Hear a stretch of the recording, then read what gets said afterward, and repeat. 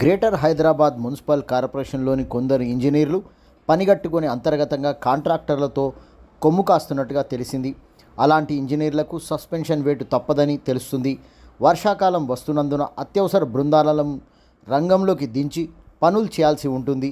కాంట్రాక్టర్లకు రావాల్సిన బిల్లులు సుమారు 100 కోట్ల రూపాయలు గ్రేటర్ మున్సిపల్ కార్పొరేషన్ బాకీ పడింది. ఆ విషయమై కాంట్రాక్టర్లు పనులు చేపట్టలేమని తేల్చి చెప్పడంతో వర్షాకాలంలో ఎమర్జెన్సీ పనులు ఆగిపోతే నగర ప్రజలు తీవ్రమైన ఇబ్బందులు ఎదుర్కొనే విషయమై గ్రేటర్ మున్సిపల్ కమిషనర్ రంగంలోకి దిగినట్లు తెలుస్తుంది.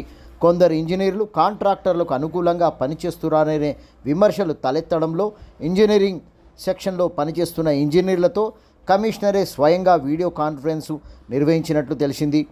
అత్యవసర బృందాలకు సంబంధించిన టెండర్లు రద్దు చేయడమై కమిషనర్ సంబంధిత అధికారులపై ఆగ్రహం వ్యక్తం చేసినట్లుగా సమాచారం.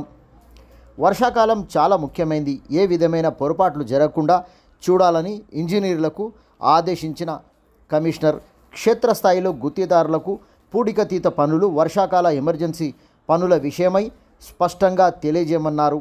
ఎక్కడా అలసత్వం వహించకుండా చూడాలని అన్నారు. లేదంటే ప్రభుత్వ పరంగా చర్యలుంటాయని స్పష్టం చేసిన కమిషనర్ రొనాల్డ్ రోస్.